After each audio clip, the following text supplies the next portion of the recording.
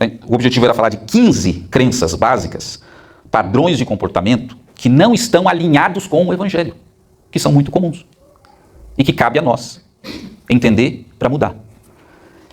E a gente falou sobre alguns, só vou passar rapidamente ali. Esse padrão de comportamento chamado necessidade de aprovação, é a pessoa que busca a aprovação de todas as pessoas, aí faz o que não deve porque está buscando aprovação. Esse é um padrão de comportamento que não está atualizado com as crenças fundamentais do Evangelho que você já mudou alguma vez na sua vida. E a gente já falou, não vou me delongar aqui porque já trabalhamos. A crença falsa, a gente chama isso de crença falsa, que é uma crença não alinhada com o Evangelho. Por que uma pessoa vive buscando a aprovação dos outros? Porque ela acha, ela acredita, na verdade, que o valor dela depende da aprovação das outras pessoas. Aí ela vive buscando a aprovação dos outros. Só que deixa eu te dizer, como eu já disse, o seu valor não depende dos outros. O seu valor começa a ser demonstrado lá no Gênesis, quando Deus cria você, ou a humanidade, a sua própria imagem. E ainda assim, mesmo depois do ser humano pecar e cair, ele cria um plano de redenção que custa o seu próprio filho. E ele promete depois dividir a sua glória com você. Lá em Romanos 8, por exemplo. Esses que eu escolhi, também vou glorificar. Essa glória não é sua, essa glória é de Deus que ele decidiu dividir com você. Então veja, nada que uma pessoa, 2, 3, 10, 1000 pessoas falem a respeito de você, aprovem ou desaprovem, vai mudar o fato consumado, que você sabe toda vez que você olha para as Escrituras e lembra que Deus entregou o seu próprio Filho por amor a você. Que você é amado por Deus e que nada pode nos separar desse amor. Nada. Só você mesmo. O que mais você precisa para acreditar no seu valor enquanto filho de Deus, enquanto amado por Deus, enquanto escolhido por Deus? Então não depende de ninguém. Mas as pessoas, por causa da cultura que elas herdaram, por causa da criação, por causa como foi a infância dela, ela fica acreditando ali. O meu valor depende das outras pessoas, da aprovação das outras pessoas. E é uma crença que tem que ser mudada, atualizada. A gente falou do complexo de inferioridade ou de superioridade. A gente fala, muitas vezes, eu falei aqui, a pessoa que ela tem o padrão de comportamento, cultura, altivo. Na verdade, esse padrão de comportamento foi construído desde a infância. Foi porque a pessoa um dia acordou assim, eu decidi ser altivo. Ninguém chega um momento da vida que fala isso. A pessoa é uma cultura construída desde a infância. E construída para se proteger. Por quê? Porque a pessoa tem uma crença que ela é inferior. A gente tem que saber diferenciar. Às vezes a gente acha que a pessoa que se apresenta como melhor do que os outros. Já viu aquela pessoa que fica sempre contando vantagem? Fiz isso, fiz aquilo, sou isso, sou aquilo. Conhece alguém assim? Essa pessoa, ela não é arrogante. Ela não se acha superior. Entenda isso. Se chama, o mecanismo psicológico desse processo se chama compensação. Porque ela se sente menor que os outros. Ela se coloca dessa forma. Ela se sente inferior. A crença fundamental que está nela é que ela é menor, que ela é inferior aos outros. E aí, mesmo que ela é convertida, ela tem esse padrão de comportamento, e o que precisa mudar é a crença, a crençazinha aqui, que ela não mudou ainda. Ela se converteu, mudou as bases, mas não chegou ali ainda. A crença básica que eu não sou nada, eu sou inferior, que ela não é.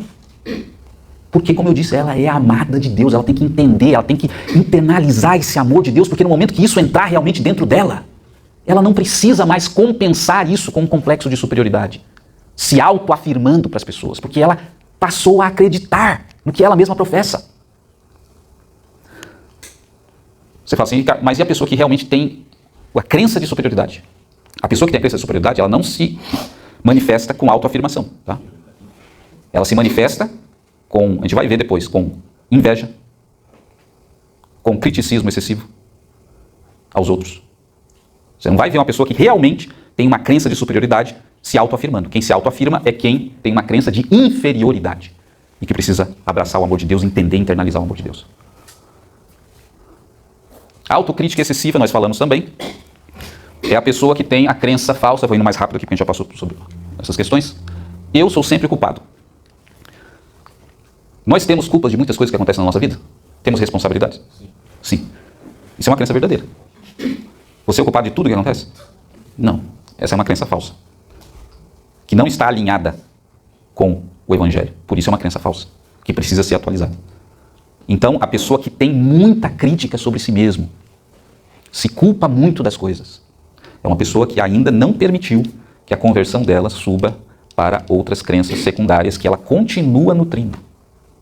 E ela precisa mudar. O oposto disso, nós falamos, é o vitimismo. O vitimismo, que é a pessoa que está no espectro oposto porque ela acredita que eu nunca sou o culpado. Lembra das pessoas que tudo o que acontece na vida dela, a responsabilidade é de outra situação ou de outra pessoa. É dos pais, é da igreja, é do pastor, é da família, é do trabalho, é da doença, é da condição que ela tem. Nunca ela tem responsabilidade sobre nada. Esse é um padrão comportamental que não está alinhado com o Evangelho. Porque o Evangelho nos chama a assumir as nossas responsabilidades. Tanto que a gente começa com o que se chama de arrependimento. Arrepender-se é começar assumindo as suas responsabilidades. Então tem a pessoa que é vitimista, que ela não avança, isso é um bloqueio na vida dela, porque ela sempre fica procurando responsáveis para as coisas que acontecem na vida dela e nunca olha para a sua própria responsabilidade. Falamos da dependência emocional, outro padrão de comportamento em que a pessoa, ela pode ser muito dependente dos pais, né, do pai, da mãe, de, sei lá, do marido, da esposa, de outra pessoa qualquer. E aí a pessoa não resolve as suas situações de vida. Ela está sempre dependente. Lembra do filho com 40 anos, 50 anos em casa, na casa dos pais? É o típico dependente emocional. Ele não tem coragem de encarar a vida, de enfrentar a vida. E qual é a crença errada, falsa, que está lá, que não foi atualizada pelo Evangelho ainda? É essa aqui. Eu não consigo. Eu não sou capaz. E como nós dissemos, é construída muitas vezes com pais na infância, sempre essas crenças são construídas na infância, por pais superprotetores, que resolve tudo para o filhinho, que não deixa a criança aprender com as próprias pernas. Então cria um padrão de comportamento cultural de dependência emocional, que vai trazer problemas para a criança no futuro. Aí muitas vezes os pais só acordam quando estão com um filho com 40 e poucos anos em casa, e que não quer sair para trabalhar, que tem medo de assumir um emprego. O que eu vou fazer? Não vou conseguir.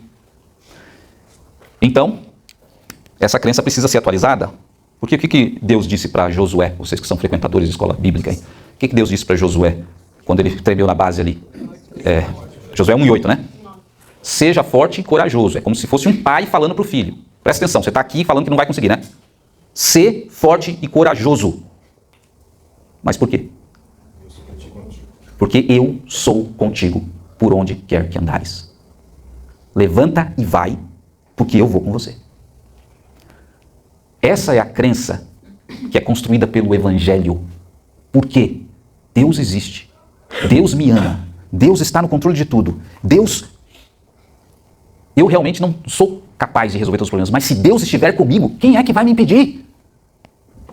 É isso que os pais têm que ensinar para os filhos. Vai, não porque eu estou com você só. Vai sozinho em alguns momentos, porque Deus está com você. E por isso você vai conseguir.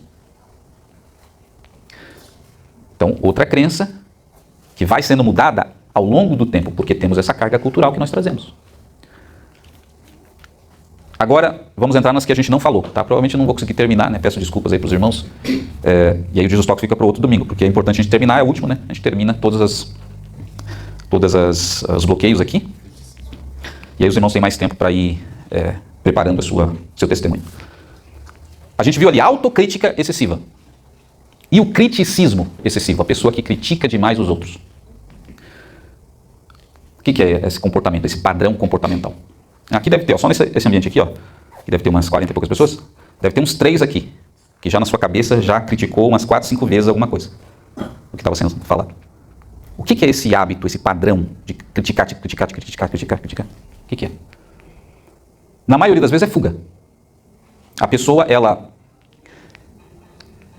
diante de algumas situações que levam ela a refletir sobre a vida dela, ela se sente desconfortável e a maneira dela fugir dessa autorreflexão é ir para a crítica, na sua própria mente, não precisa nem sair da boca. Porque ela não quer, na verdade, refletir. E por que ela não quer refletir sobre certas coisas? Porque ela acredita, aí está a crença falsa, que se ela estiver errada, que se ela tiver uma dificuldade, então ela não é digna de ser amada. Então ela não enfrenta as suas próprias dificuldades, porque se elas reconhecer, é uma crença falsa. Porque erros aqui não tem um único que não tenha. Dificuldades não tem nenhum único que não tenha aqui. Isso não muda nada o fato do nosso valor, que é dado por Deus. Então não há motivo para fuga para o criticismo. Não há. Você pode estar errado e tudo bem. Você pode ter problemas e dificuldades e está tudo bem. Você está no processo. Deus já bateu o martelo. O que quer você com ele? É só o processo agora até lá. Então, creia no amor de Deus. E você não vai precisar mais ficar recorrendo para criticismo. Mas tem outro tipo de criticismo também, que é o seguinte. Esse é difícil escapar muitas vezes. Tem alguém lá no seu trabalho, que é o seu chefe, e que não faz as coisas direito. E aí sobe para todo mundo. Sim ou não? E aí você fica criticando. Aí você pode dizer assim, estou criticando com razão. Sim. Então, tem críticas que são naturais. O problema que a gente está falando aqui é o padrão de você ser excessivamente crítico. Quando você é excessivamente crítico, tem um problema. E seja porque você está fugindo de enfrentar seus problemas internos, ou seja porque alguém está fazendo algo que devia estar fazendo certo e não está, você tem que refletir sobre isso. Por que eu sou assim? Veja que não adianta falar para a pessoa assim, Priscila, não seja crítica. Você é muito crítica. Marcelo, não seja assim tão crítico. Não muda nada isso. Por quê? O criticismo do Marcelo está relacionado com uma crença que ele tem. Ele tem que refletir por que eu sou assim tão crítico. E refletir qual é a crença que tem dentro de mim, que não está atualizada com o Evangelho, que me faz ser assim. E muitas vezes, a pessoa vai descobrir coisas incríveis. Como, por exemplo, a pessoa está irritada com o chefe, porque o chefe está sempre criticando o chefe. Não estou falando uma vez na vida, sempre. Está sempre criticando o chefe. E, no fundo, a crença dela é o seguinte, esse cara aí não tem competência para estar aí. Não tem. Por isso que ela está sempre criticando, ele está sempre criticando. Não tem competência para estar aí. Aí eu pergunto para vocês, se ele não tem, quem é que tem? Adivinha? Eu devia estar no lugar dele. Porque eu sei fazer, eu saberia fazer certo. E aí o negócio começa a complicar, né? Pro seu lado. Porque você vai vendo qual é a crença que está lá embaixo gerando esse criticismo todo. Que você é melhor, que ele é pior. Que você é superior, que ele é inferior. Que você é mais merecedor, que ele é menos merecedor. E aí chega no outro aula que nós tivemos sobre inveja. Então não adianta falar para o criticista, falar assim, não seja crítico. Tem que falar assim, procure refletir na sua vida qual é a crença que faz você ser tão crítico. Pode ser essa, pode ser outra. Então, criticismo, a crença pode ser tanto a questão da inferioridade, necessidade de aprovação, pode ser várias coisas. E pode ser, inclusive, ela não merece estar onde está, eu mereço. Que está relacionado com a inveja, como nós já vimos. E aí você vai vendo como o negócio vai se agravando. Medo de críticas. O que está por trás desse padrão de comportamento? Agora vocês vão começar a falar também, que vocês estão muito silenciosos hoje. Medo de crítica. O medo, será que é compatível com o Evangelho? Nas nossas preleções anteriores, nós diferenciamos o medo biológico, digamos assim, que é normal, natural e necessário. Se você estiver saindo daqui, ali. Aqui no Brasil não acontece muito isso, mas em alguns lugares do mundo a gente sabe o que acontece. Você está saindo ali, você dá de cara com um crocodilo. Você dá de cara com um urso. Será que o medo é desnecessário? O medo provavelmente vai te fazer sobreviver, sair correndo ou lutar se for necessário. Só que o medo que a gente está falando aqui é um medo que é constante. Esse é compatível com o Evangelho? Sim ou não? O que vocês acham? Não. Se não é compatível, você já sabe o seguinte, tem uma crença que você está nutrindo que é falsa. Não adianta falar para a pessoa que tem medo de crítica, por exemplo, você não pode ter medo de crítica, não vai mudar nada. A pessoa tem que se perguntar, o que eu estou acreditando que me faz ter medo de ser criticado? Qual a sugestão? O quê? A pessoa que tem medo de críticas, né? Isso. A pessoa que tem medo de críticas, por que ela tem medo de críticas? Do que ela tem medo, afinal? Porque ela vai ser confrontada. Tem medo de ser confrontada? Medo de ser humilhada? Trauma? Autoimagem? Mas uma palavrinha que vocês não falaram ainda, que vocês vão concordar comigo. A pessoa, na verdade, ela não tem medo das críticas em si. Ela tem medo do julgamento dos outros. As pessoas estão sempre julgando ou não? Estão sempre nos julgando. Aí a pessoa tem medo da crítica, na verdade, que nasce primeiro no julgamento do outro, antes dele criticar. O que será que eles estão pensando? Eu poderia estar aqui com medo do julgamento de vocês. O que será que eles estão pensando? Não chegou nem na crítica ainda, né? A crítica é daí quando tem mais intimidade já, né? Já está convivendo mais tempo, aí o julgamento pode se transformar em palavra, crítica. Mas na verdade o medo é antes, é do julgamento. Mas por que alguém teria medo do julgamento dos outros? Porque julga todo mundo? Pense comigo, você ter medo do julgamento, na verdade, é porque o julgamento das outras pessoas te afeta, tem um valor, tem um peso para você. E por que tem valor e tem peso para você? Porque, na verdade, a aprovação ou reprovação das pessoas é um parâmetro importante para a sua vida. Ou seja, nós voltamos lá para a necessidade de aprovação dos outros. A crença que o meu valor depende dos outros. Então, se você tem aquela crença lá atrás, olha só, não vai te gerar só aqueles outros problemas que nós já vimos, vai gerar você ter medo. Medo de ser criticado pelos outros. Aí, é claro, se você está fazendo uma coisa errada, que você sabe que é errada, você vai ter um medo com razão, porque a censura vai vir. Mas se você está buscando fazer o que é correto, está buscando a orientação de Deus na sua vida, se eu acredito que eu estou aqui fazendo o que é correto, eu agora como palestrante aqui, por que eu vou estar preocupado com o julgamento alheio? O julgamento da pessoa é problema dela. Eu quero ser aprovado por Deus. Foi o que Paulo falou em Gálatas 1, né? Para mim interessa ser aprovado não por homens, mas por Deus, porque ele tinha convicção de que estava seguindo a direção de Deus. Se você tem, não tem razão para ter medo. Então a crença falsa é a mesma de antes que nós já vimos. Meu valor depende das outras pessoas, não o valor que Deus já colocou sobre a sua vida. Vamos terminar aqui. Timidez. Timidez é um bloqueio? Primeiro, sim ou não? Sim. Atrapalha a vida da pessoa. Atrapalha no trabalho, atrapalha até no relacionamento conjugal, né? Já viu aquele homem padrão, né? Que travado ali para conversar com a esposa, para expor. Mas tem esposas também assim. Timidez. Adianta falar para a pessoa assim, ó, você tem que deixar de ser tímida.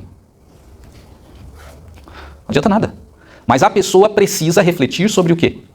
Sobre a crença que está internalizada, que não está atualizada com o evangelho ainda, que faz com que ela seja desse jeito.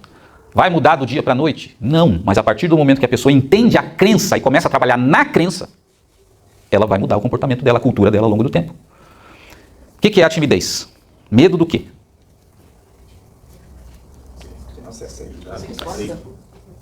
Muitos medos. Mas vamos pegar um fundamental aí. Medo de ser julgado. Medo de não ser aprovado pelos outros. Cai na mesma coisa que os outros medos. A crença de que o meu valor depende dos outros. Se eu dependo da aprovação dos outros, para que eu compreenda o meu valor, eu não posso errar. Eu não posso errar. Eu tenho que fazer tudo certo. Então, se eu não tenho confiança na minha competência para fazer tudo certo, o que eu vou fazer? Eu vou me fechar no meu mundo. Isso começa lá na criancinha. Ela fica lá no mundinho dela, sem se expor aos outros. Por quê? Porque ela tem medo do julgamento dos outros.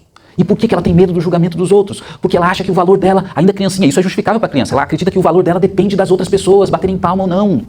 Só que quando ela cresce um pouquinho mais, chega na adolescência, ela tem que saber, a partir da conversão, que ela é amada e o valor dela não depende de nada que as outras pessoas fazem. Aí começa a libertação, a mudança da cultura, da timidez. E aí você vai vendo como a gente precisa ir atualizando essas crenças a partir da nossa conversão. Vou fazer só mais esse aqui porque tem a ver com a timidez, né? Perfeccionismo é um problema ou não, na opinião de vocês? Quando tiver que fazer entrevista de emprego e falar o defeito, sempre lembra disso, né? Tem que falar perfeccionismo. Ou que trabalha demais, né? Meu defeito é trabalhar demais. Aí você vai ser É um problema o perfeccionismo? Ué, mas a pessoa fazer as coisas perfeitas não é bom?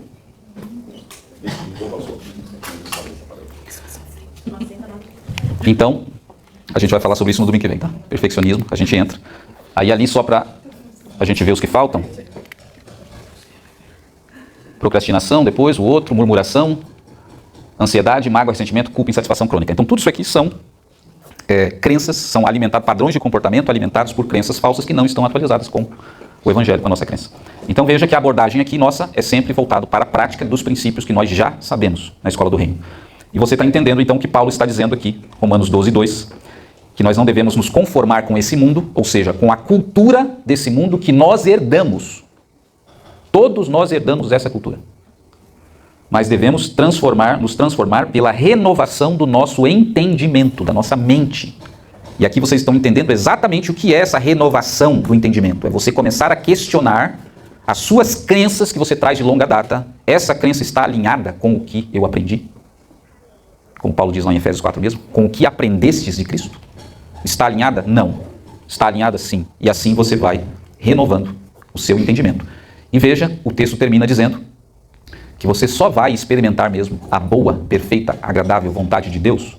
Não é quando você colocar lá a data da sua conversão na Bíblia. É quando você começar a mudar todas as suas crenças de acordo com o Evangelho, renovar a sua mente. Como Paulo também diz, levar cativo todo o pensamento à obediência de Cristo. É como se você pegasse essa crença, não tem a ver, mas eu vou levar aqui para o Evangelho.